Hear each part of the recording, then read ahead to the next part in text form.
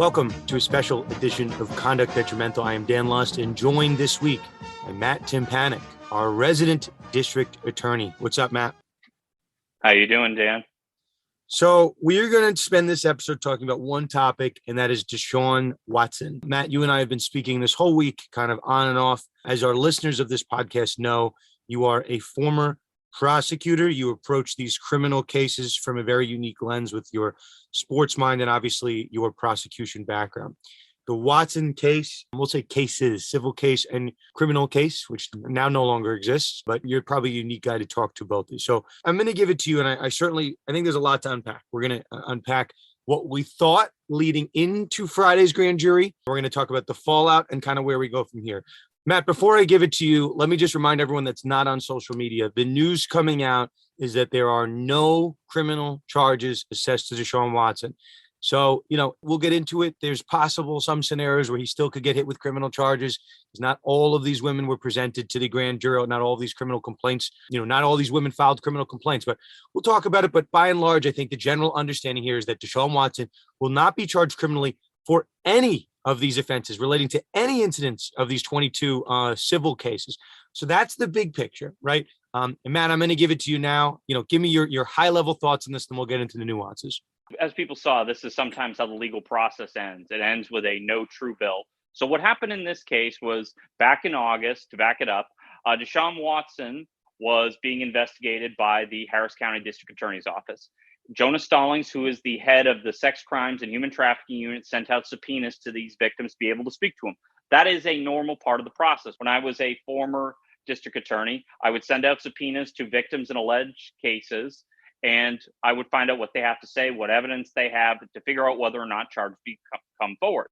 That's a normal part of the process. Then in October, I think we got word that they were sending out search warrants to Cash App, Venmo, all these different social media sites where Deshaun Watson potentially paid for these massages that ended up allegedly being something else, according to the civil complaints. So it brings us to what we have here, the criminal case. In the state of Texas, felonies must be charged by grand juries. That is the reason you would use a grand jury. If these were just misdemeanor charges, a reasonable common sense would believe that the district attorney's office could have just charged them themselves using information as a charging doc. However, they presented the case of 9 of the victims. The 10th, I believe, they just determined wasn't actually sufficient evidence to move forward with the case. All of those cases were declined by the grand jury. However, there was a report yesterday from the New York Times that only one of those alleged victims was actually presented to the grand jury, which lends the question, if there are 9 victims and 9 cases you sought for potential cases, why did you only present one? I heard reports that they introduced the videotaped interviews of most of these women, which is good, but the problem is unless they are actually done by the prosecutor doing the case, you're not going to be able to elicit the correct questions that you would need to be able to find out whether or not charges are warranted. So I think that what you have in this case was the district attorney, the most rational and the most reasonable one to believe. The district attorney didn't believe that their case was strong enough to warrant charges, but instead of declining the cases outright, which is absolutely within their right, they submitted the case to the grand jury and allowed them to decline their case for them. Why would you do that? The thinking being is that once it happens, you could hide behind the grand jury proceeding. It's like, we didn't decline the case, they did. It's not on us. And all they did after it happened, they released a 1-paragraph statement. Let's read that statement. I think that's kind of important, and we'll get into it. It says, this is a quote from the Harris County District Attorney's Office. After a Harris County grand jury was presented all the evidence and had the opportunity to hear from all witnesses, grand jurors declined to indict Deshaun Watson. Grand jury proceedings are secret by law, so no information related to their inquiry may be disclosed, said Dane Schiller, spokesman for the Harris County District Attorney's Office. So, Matt, you and I had an interesting conversation yesterday. Grand jury proceedings are supposed to be secret. Now, there seems to be some mixed messaging here. Do you think the Harris County DA's office could have given us more in that particular statement, right? Do you think there's more they could have offered and still keep the actual proceeding secret? They could have, but they didn't want to. What I think actually happened is they determined they didn't have sufficient evidence. And instead of just declining the case themselves and saying back in January or February, whenever, We reviewed the case. We've spoken to the victims. We reviewed all other corroborating evidence. We decided not to move forward with charges in the case. And that's the end of it. But instead, as you know, the district attorney is a politician. So instead of actually doing what is probably the right thing and what would have been helpful for the grand jury so their time wasn't wasted, the victims, so because when you're subpoenaed, you actually have to show up. So they had 8 women show up sitting in the waiting room who didn't even testify. So, and for this is a day-long thing. And even from Watson's perspective, this has been hanging over him for a long time. And all you intended to do was you knew there wasn't enough anyway, and you just allowed the grand jury to basically do your dirty work for you. Let's unpack it now. So that's, kind of where we got. Here's the big thing that I want people to focus on here. The Harris County District Attorney statement says, quote, had the opportunity to hear from all witnesses. Now, Matt, you mentioned this report from the New York Times. Tony Busby said it early this week that 8 of his clients, I think, and I've seen some little mixed messaging, but I think 10 women in total filed criminal complaints out of 22 women that have filed civil lawsuits. And for those that are coming in new to this case, Tony Busby is the attorney that represents all 22 of the women in the civil cases. So of those 22, 10 filed criminal complaints. And then per Tony Busby, of those 10 that filed criminal complaints, only 8 were subpoenaed to the grand jury, which, Matt, you and I were talking, you and I spoke a lot this week. I think to you and I, that maybe signaled, hey, the prosecutor is picking the 8 best and they're going to move forward. There is some semblance like, hey, let's pick the ones that we really want here. We're not going to mail this in. We're not going to bring in one. We're not going to bring in all 10 and get lazy and just have everybody. We're going to pick the 8 ones that we think are the best. Now, there's mixed messaging here. Did they hear the video statements put on by the women? Or did they hear directly from the women involved? There's something that doesn't necessarily make sense. And I've had a couple, I know, Matt, you're a former prosecutor. We've had some current prosecutors drop in my DMs and replies and say, that wasn't really that normal. Why subpoena 8 women and only have 1 testify? And why put out a statement that makes it seem like you heard from all of the women when you maybe heard videos of them? It's different. It's very, very different. So I think we had boiled this down to 2 things. And you and I were, I think, trying to get out there saying, listen, everybody in football media is very quick to say, if this goes well, there's a ton of clarity. If this goes well, there's going to be a trade, which I want to get into on this podcast. But I think the other part of that was, hey, let's everybody pump the brakes a little bit. Sure, it could go well. But there's also a world, Matt, as you pointed out, where we left yesterday or we left Friday, depending on when you're listening to this, as 8 felonies, right? 8 misdemeanors. There was certainly a world where that could happen. And let's, as our sports fans here, you enter the grand jury process. And if you really want to get an indictment, if you really want to do it, it's hard to lose this, right? It's hard to lose in that kind of form because you exercise so much control. So it's not necessarily like, the ham sandwich, like a grand jury can indict a ham sandwich. It's because the prosecutor typically exerts so much control over the proceedings. It's not that it's easy, but if you really want to get an indictment, you can. So that's maybe the shock. It's not necessarily that Deshaun Watson left without any type of crimes being charged. It's that maybe that the prosecutor's office didn't put their best foot forward. Another part of this we'll get into. That doesn't necessarily speak to the truth of the allegations. It just speaks to how the evidence involved and how the evidence was presented. So I think that's maybe the biggest shock here, that the prosecutor either didn't put their best forward or didn't have enough evidence to put this best foot forward, because for 1 year, they've had this case and they could have said at any point, we're electing not to pursue criminal charges like they did in the Trevor Bauer case, which we've talked about. So I think that's the biggest shock. I do. I think the shock that they took this to the grand jury and then didn't go, right, and didn't have enough to go full throttle. I think that's the biggest reading. And it doesn't mean, right, I'm not pulling an Adam Schefter here. I'm not speaking about the truth of the allegations. I'm speaking about the fact that they didn't need to go to the grand jury. And I think you and I fairly read as, hey, if you're going to go to the grand jury, you're not going to go to the grand jury just to get embarrassed and look bad. But I think that's what they did, Matt. I absolutely think that's what happened because, like you said, you have what I actually think happened is you saw videotaped statements of these victims before the grand jury. I think you saw all of them together and like, hey, what do you think about this victim's statement and that victim and that victim? Because the thinking being is that a grand jury is like, okay, this is a interview. I don't know if it was with law enforcement or if it was with the prosecution, because with law enforcement, they're not going to be asking questions to make a case on a specific case, like go through the elements of sexual assault in the state of Texas. They're going to ask questions like, all right, what happened here? What evidence do you have of this? That's not what you want to hear. And a grand jury is going to be looking at them like, why are we seeing a videotape as opposed to hearing from the actual victims? Remember, in grand jury proceedings, hearsay is admissible. Normally, those videotapes would not be admissible at a trial, but for a former testimony situation where the individual is dead or the prior individual, the opposing counsel had an opportunity to depose them prior to the incident in question. So it lends the question. It's like, is that really the best case you have? One victim and some videotape? No, it's absolutely not. And did you do all of this at the end of it? Because I got reports from people in Houston telling me that they were only putting forward misdemeanors to a grand jury, which is shocking to me because you don't need to go to a grand jury for misdemeanors. You can literally just charge it with an information, which I did 5,000 times when I was a prosecutor. But that's a good indication, Matt, of the politics involved here. And let's unpack this, right? So this wouldn't be the first time in the history of the country where there was some interesting politics going involved here. And the politics potentially, right? You have in Houston, and I was on a show that you and I have both been on, Sports Map Radar, earlier today, and I was explaining like what just happened to Deshaun Watson. And it's obviously a sports show as much as it's a legal show.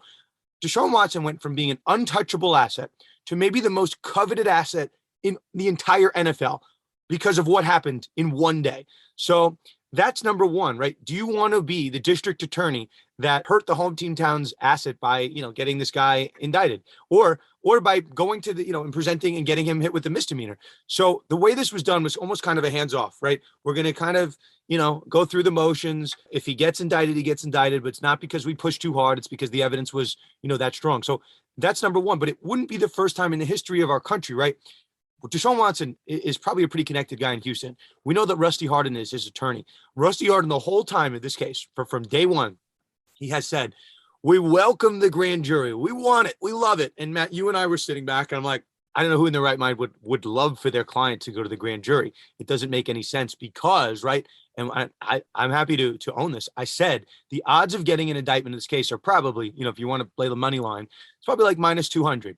If you went into the procedure, from everything we know, they've worked this case up for a year. They subpoenaed 8 people, right? They've been, sending out electronic subpoenas for different documents. I'm like, probably they're going to get it here.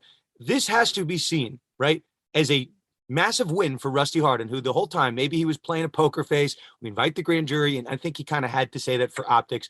But he comes out looking like a magician, like he pulled a rabbit out of his hat. So a huge win for Deshaun Watson.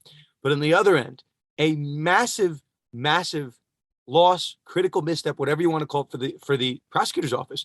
They didn't need to do this. They could have pulled a Trevor Bauer and just said, hey, we don't have enough here, because that's what it seems like at the end of the day. So Matt, let me ask you as a former prosecutor here. I want you to get into this concept of double jeopardy. We have a weird world now that Deshaun Watson was sent to the grand jury and they returned with nothing. They didn't return with felonies or a misdemeanor.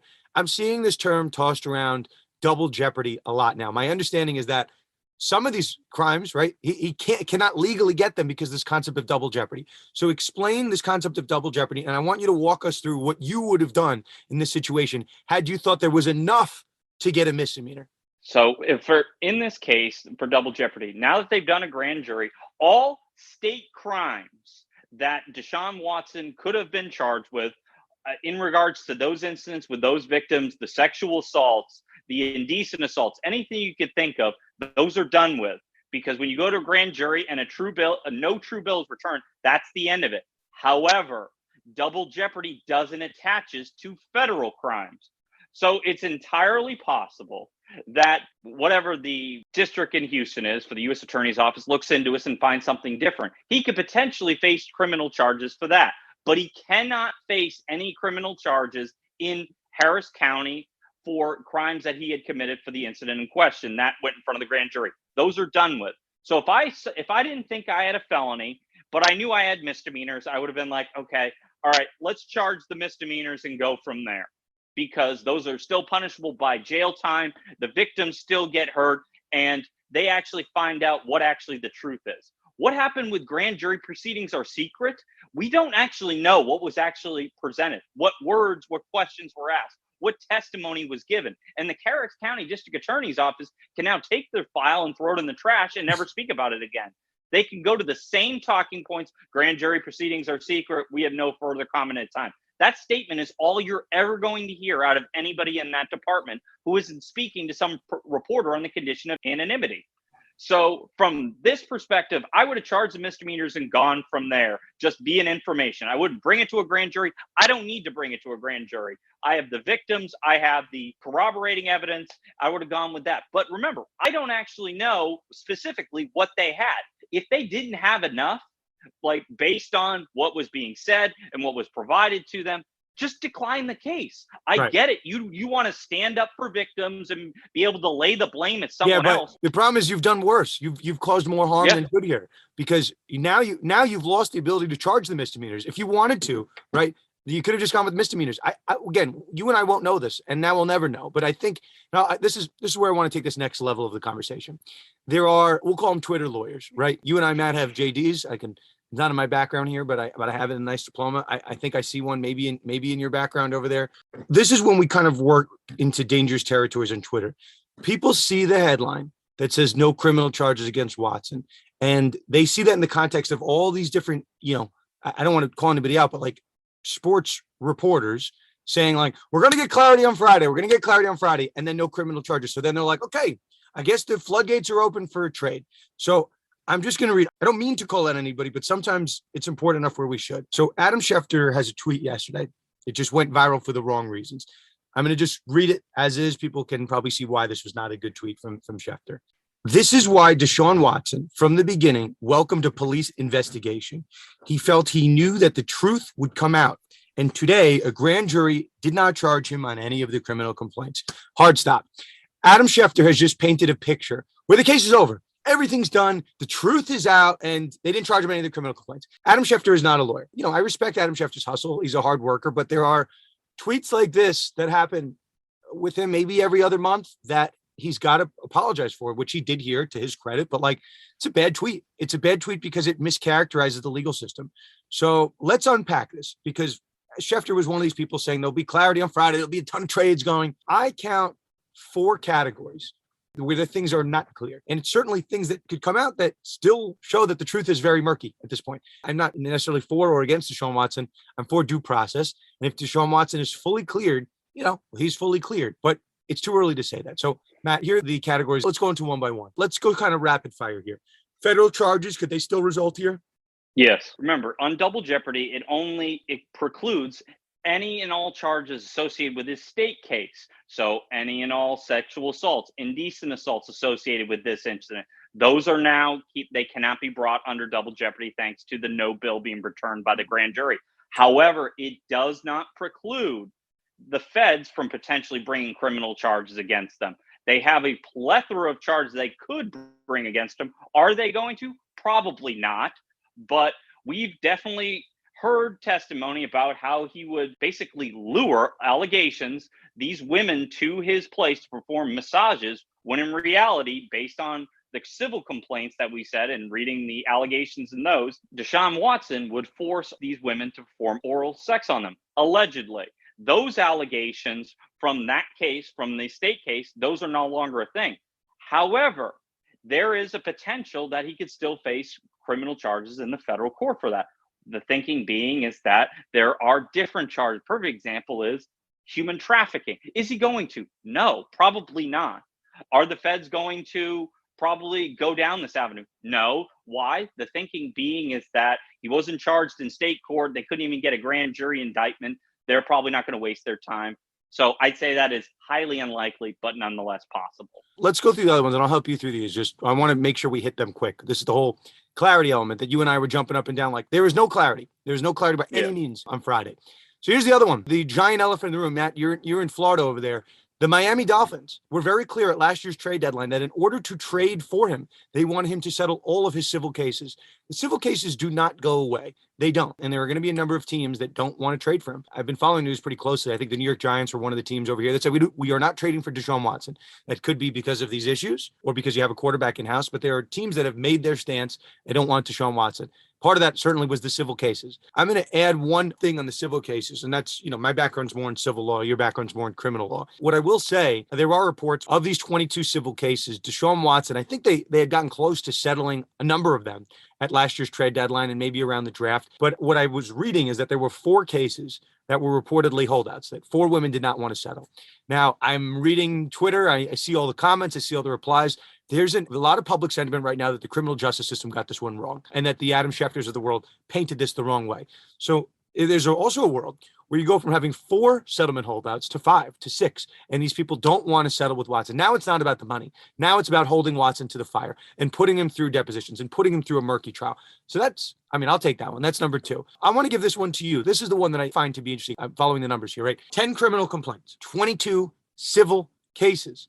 Is there a world, Matt, where these 12 women that didn't file criminal complaints, that they could now turn around and file criminal complaints and start this process over again? Is that possible here? It is possible, but I say it's unlikely. I think that the district attorney, I think they only sent it to the people who actually filed criminal complaints.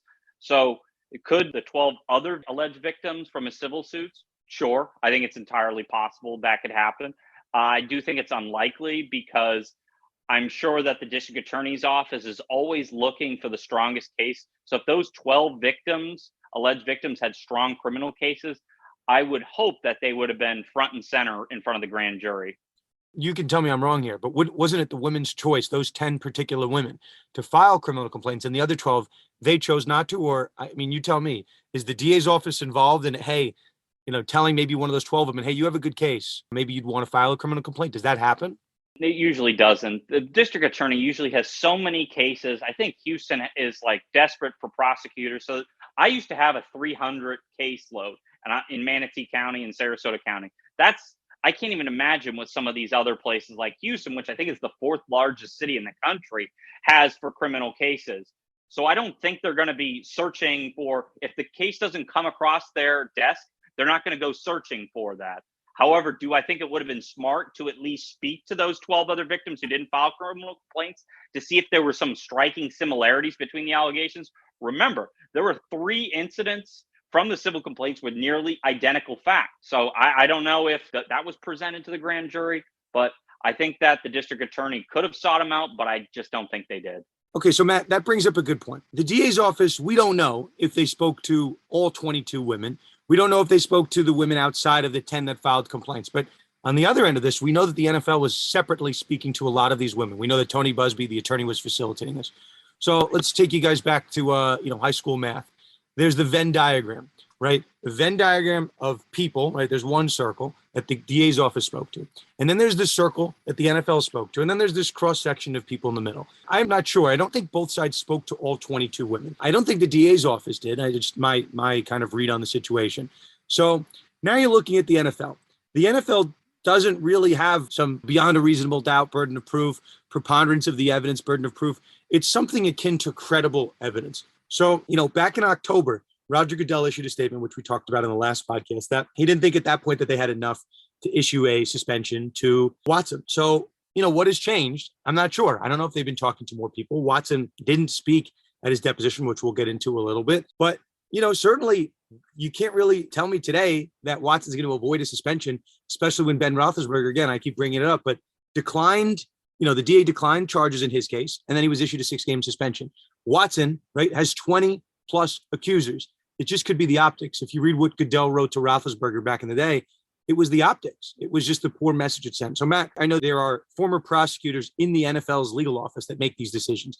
I'm going to give it to you. Let's put your prosecutor hat back on here. Let's say the NFL called, which, Matt, maybe they will at some point, and they say, Matt, we're going to hire you to be in our legal office. We need you to make a determination on Watson. What's your read on the situation? How would you handle this? Do you think there's enough to suspend the guy? I think there is. When you look at the precedent, Ezekiel Elliott was another one who had allegations of domestic violence. No criminal charges were brought. He got a 6-game suspension. Ben Roethlisberger is another example. Got a 6-game suspension associated. So I think that what you're seeing with, Goodell is going to look at the precedent of it, the situation, and be like, okay, we see the allegations, civil suits, no criminal charges were brought like those other cases, but I still think there is sufficient evidence that you committed these acts. Whether it's enough to get to a beyond a reasonable doubt standard, probably not, because we couldn't even get to a probable cause standard. I don't see it's potentially he could, but I just don't see it. But also the other thing I want to talk about is this is the kind of the message we're sending Let's look at the facts. We have Roethlisberger, Zeke Elliott. Those are 6-game suspensions for domestic violence and sexual assault. And if Watson joins him, he'll probably get a similar result. And then you have Calvin Ridley, who bet $1,500 when he wasn't playing in a state where it was legal for all of 2 weeks. But he gets a year suspension.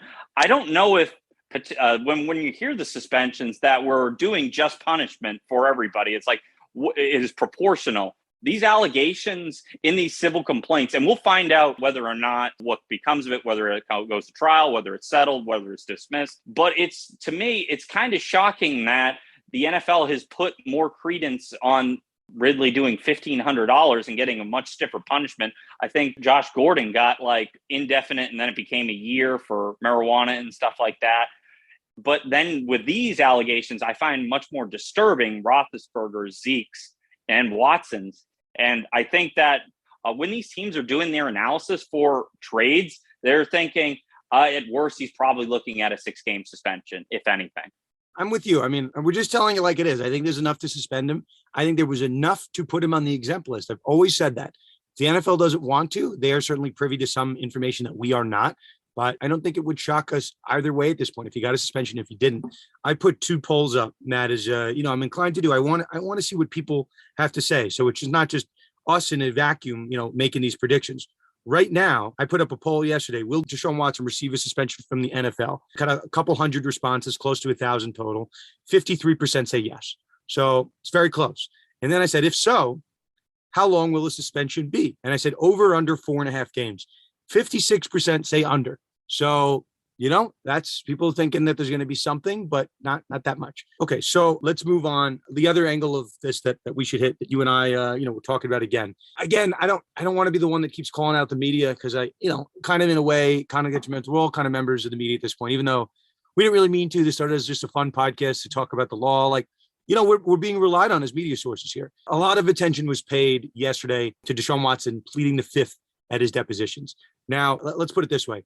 Pleading the fifth in certain contexts doesn't really mean anything. If it's a criminal case, you can't really do anything about it. Okay, you're pleading the fifth, fine. But in a civil case, actually there can be some type of adverse inference drawn, to the extent that you do plead the fifth. So Matt, let me hand it to you. Maybe talk about the difference between criminal and civil pleading the fifth.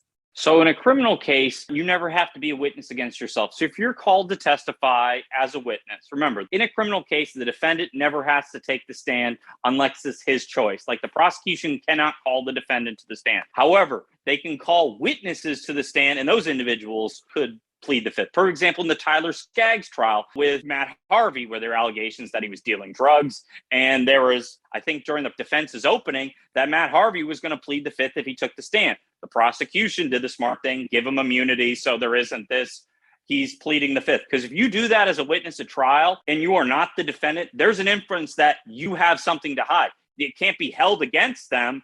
And it can't be held against the defendant. But a jury, it's not going to be able to unring the bell. The jury's like, okay, why are you pleading the fifth if you have nothing to hide?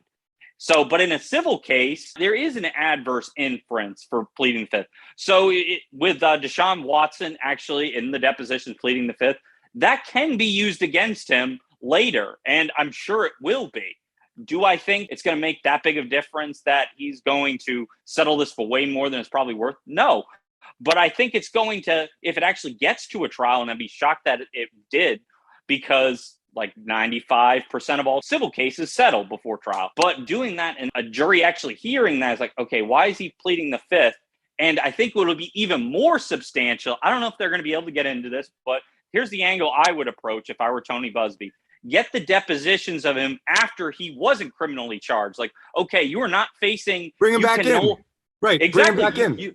You can't face any criminal charges in Harris County for all of these incidents. You need to tell the truth. What Fifth Amendment right do you have right now? It's already been declined. Right. You can't be charged. And then what you do, Matt, is you play the press conference with Watson up yesterday saying how relieved he is and blah, blah, then you play that. He doesn't think he's going to get charged again. What is he pleading the fifth to? So that's, I think Watson had to finally speak. And I want to give credit to Hardenside. They've been protecting him from the media. They have been. And I think Watson needed to say something yesterday. It was a big day. But, right, there's an expression. Anything you say can and will be used against you in a court of law. That would be used against him at any type of hearing like that. Oh, absolutely, because they are a statement by a party opponent. And when you see that statement where it's just like, oh, thank for God, and the criminal case is behind me, and then on Right. Friday, March 11th, and then on Monday, March 14th, you're still pleading the fifth. You're like, okay, whoa, wait. Right. They've already said you're not going to be charged. What are you trying to protect against? Like, this is a civil case. You're not going to be criminally charged with it. But then it lends credence to this notion that it's okay, all right, did this actually happen the way the prosecution said it did, and it just couldn't rise to probable cause or much less reasonable doubt, but it could still rise to the civil standard? And I think that will be very interesting. And if I'm Tony Busby, that's exactly what I do. I recall him for all the remainder of the cases that I did and see if he actually pleads the fifth.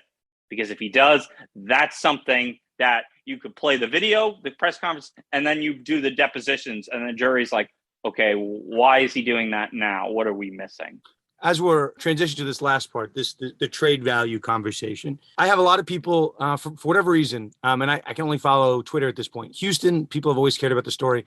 Carolina, I'm seeing a lot of reports that Carolina's looking at him. Seattle, I've said this before on the show, and people can have different flavors. Like, the world that we live in, maybe you could get away with in years past, right? Having these really kind of messy charges and then, getting a second chance in the NFL, be it Michael Vick, be it Roethlisberger, who's going to take a trip to Canton at some point in time. In the world of 2022, we have a fundamental misunderstanding between the public and the legal system at this point. You have 22 women that are either liars or they're not, right? So something happened, right? Or truthfully, if you want to believe that 22 women just made this up, like I can't really convince you otherwise. But you have 22 women that are still out here banging the table on their civil cases going forward. So there is not clarity as far as I'm concerned as of today. And even when the cases settle, if they do, it's usually going to come with the optics that he accepted some type of fault for this. Let's take us to the NFL side. There's a number of teams that are looking for quarterbacks today. Seattle Seahawks just traded Russell Wilson. They're in the market, right? Carolina's in the market. Tampa Bay lost Brady. They're in the market. The Steelers are in the market. You can keep going round and round. You can name a number of teams that are in the market for quarterback. I'm just getting the sense that a trade is inevitable here. I just don't think me as a GM of a team, and let's go through the mind of a GM. Some of these GMs in the league are lawyers. Howie Roseman's a GM of the Eagles. He's an alum of Fordham Law School. He spoke at the symposium when I was a student there back in the day. Worked his whole life through the front office, went to law school. He's now got to the top of an organization. And I know, of all teams, I know Howie Roseman, that's been publicly reported, has contacted Rusty Hardin about Deshaun Watson. He's asked him about the case. So the Eagles are doing their due diligence, which they're allowed to do. If you swing and miss on this trade and the team doesn't win with Watson, you're certainly going to have people protesting whatever team he goes to. I'm not ready to make that trade. I'm not. I don't care what the price is. I've worked my whole career to get to this point. Like, I don't necessarily think that winning is more important than sending the right message from my organization. But B, if I do think winning is more important, and if I'm wrong, I don't win, I'm out of a job. And I probably have this mark on my career that I'm the guy that traded for Deshaun Watson that, optically thought winning was more important than the optics. So I'll give it to you, Matt. Let me hear your thought process on this. Well, the way I look at it, and the way I've always done, is I've read many people, especially in the media, didn't actually read the complaints and what the actual allegations were. Because if they had, they would either have to say, yeah, we didn't find that credible, or we didn't actually see it, both of which demand a explanation. So someone like the Carolina Panthers, I think that's like the strongest team that I'm feeling is going to push forward. I think and this is just me. This is just my thinking. 3 first-round picks, Christian McCaffrey, and a couple other things. Because remember, the market was set by Russell Wilson with his 2 first-round picks and like 4 players, which was astonishing. So whatever the compensation for Watson would have to exceed that from different teams. Obviously, now the Seahawks have all the picks they could ever want by getting them from the Broncos. But for me, at seeing the allegations, I'm not trading for him, even if it's a 7-round pick. I don't care that the grand jury declined to indict him for these charges. I still will see what's in those allegations. And unless 22 women, like you said, made him up, and that's possible, I find it highly unlikely. And we live in a different age where it's like, how is the team going to be like Happy International Women's Month with a picture of Deshaun Watson in the tweet? And people are like, okay, that's a little tone deaf. And that was the problem with the Schefter tweet when I think I called you up and I was like, did you see this? Like, this is ridiculous. It sounds like it's something that Rusty Hardin told Adam Schefter directly to say, verbatim. Which he probably would have. Verbatim.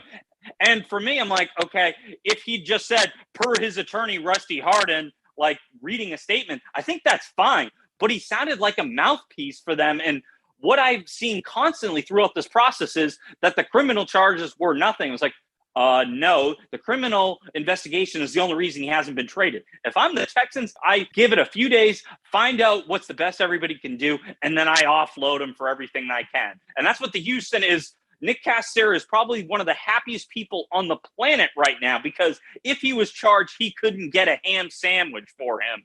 But now with this, he'll be able to call up every QB team, because everybody knows you don't have at least a game managing quarterback in the NFL, you are not winning a championship.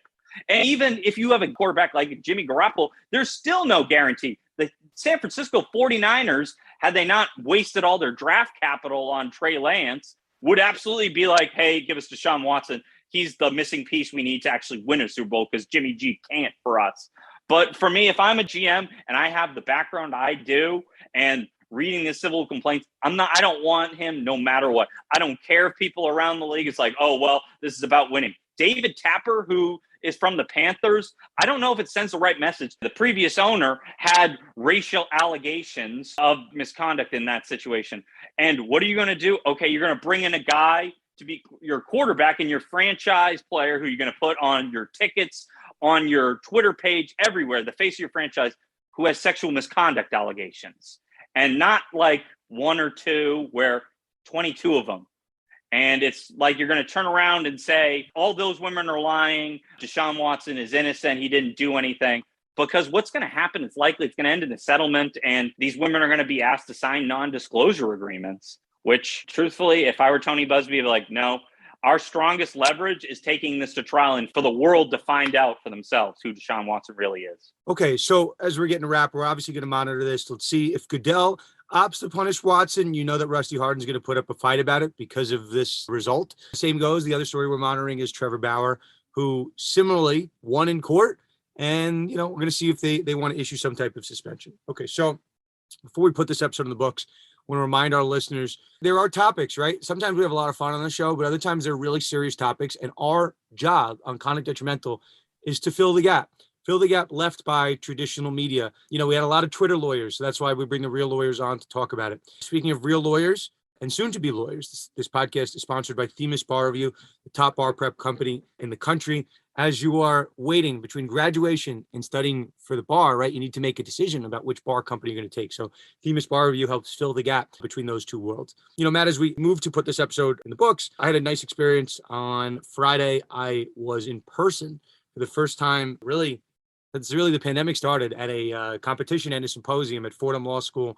So, I know it was so funny. I see the numbers of the people that listen to the podcast, and obviously, we have our different social feeds.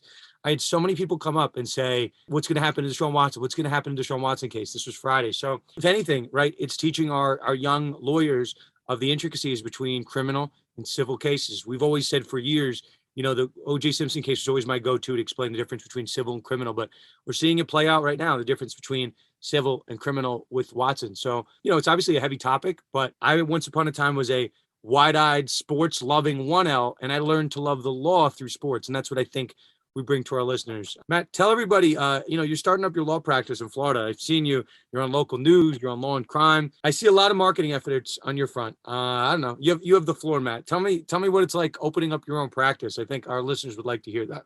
So for me, it is very exciting because I wake up every day and I get to be able to mold my practice how I see fit. I have worked at the district attorney's office. I worked in-house for a nursing home company, and I worked at a big law firm. But I always knew that I was eventually going to end up owning my own law firm, which I did. Back in October, I opened it, Tympanick Law PA, doing criminal defense and personal injury. And for me, what you find out is when you actually own your own law firm, practicing the law is only one part of it. Being the business owner is the other half of it. So for every time I'm in court representing a client or doing a motion, I'm also creating a business plan, talking with potential clients about are potential chiropractors for a personal injury case. They want to refer something to me, I refer something to them. Or I'm appearing on television networks and explaining how the law is actually applied. Perfect example, I was just on Law and Crime for the Curtis Reeves trial, and that was a long case, and I usually do 2 hours every week. And by doing that, I'm explaining how the actual law is applied in certain parts of the country, like the standard ground law was big. So for me, to be able to actually mold my practice how I want to and actually practice the way I want to. Because if I was working somewhere else for somebody else, I probably wouldn't be able to go on conduct detrimental or go on law and crime or other things, because they would be like, hey, you're a member of our law firm. We hold you out to be a member of us, and we don't really agree with what you have to say with this issue. When you own your own law firm, you're building your brand for yourself. And when you appear somewhere, you're speaking on behalf of you. You get to do things how you see fit. And whatever you want to do, if you want to open your own law firm, the best advice I can give you, write down on a piece of paper why you're opening it. Because if you don't know the reason why, if it's just oh, well, I didn't want to work for somebody else or something else, I don't know if you're going to be able to sustain that. Write it out. And if in one sentence, like, are you trying to provide low-cost criminal representation to defendants? Are you providing legal services to immigrants? Whatever it is, find out your reason for opening your law firm and then execute it. I am at a firm, largish firm, that allows me to do this. It is very rare. That's how I ended up here. I was at a firm, and nothing bad against them, but it didn't necessarily love that I was doing all the different media. And then certain things I couldn't talk about, which, going to the firm I'm at now, Garagos and Garagos, my boss, Mark, has done this for a living, and he's used it to build business. So, Matt, I love what you're doing on Law and Crime, local shows, and that's kind of what I'm doing. I'm trying to go on different media to build my brand and help build, my business and build context that way and building my clients this way. What we do, Conduct Detrimental, is free. I go on all these shows, shockingly, for free. I just enjoy doing it. But if it spreads my name and helps bring my business and case to the firm, that's gravy. But I love doing it. And my boss is certainly okay, expanding the name brand of Garagos and Garagos. Okay, that'll do it. We want to give you guys all advice as you're listening to this. Certainly this tried to give you anything and everything relating to Deshaun Watson. So, that's our goal here. We just try to make everybody smarter. We're not trying to be Nostradamus and predict exactly what's going to happen. We don't know certain things, but we just try to tell you, don't buy everything you're hearing, right? Buy the rumors, sell the news. Like, there is no clarity today. We've just told you 4 things that we don't really know yet, and nobody can predict. And if anybody tells you there was 100% clarity, they're just not telling you the truth. We don't know what'll happen. We just know that there's still some clarity here. Okay, let us put this episode in the books. I am Dan Lust. I'm at Sports of Lust. Matt is at Tympanick Law. Wallach is at Wallach Legal. The show at Con Detrimental. We had a lot of lovely articles this week. One article in particular I wanted to shout out. Ben Schrader, the Chicago Sports Law Bar Association president. Ben wrote about Chelsea's owners, his assets getting frozen, so he can't sell the team. So we cover anything and everything on Conduct Detrimental. You have a story that you think is worthy of coverage. Certainly had a lot of lockout coverage. We'll probably address the lockout next week. But yeah, we love our contributors. And I know at Fordham I had a ton of 1Ls. What do I do? What kind of interview do I need to get involved in Conduct Detrimental? I'm like, want to know your interview? Telling me that you just want to get involved. That's it. You don't need to do anything else. And we were certainly happy to hook you up. For Matt, myself, Dan, the Conduct Detrimental family, we will see everyone next week on another episode of Conduct Detrimental.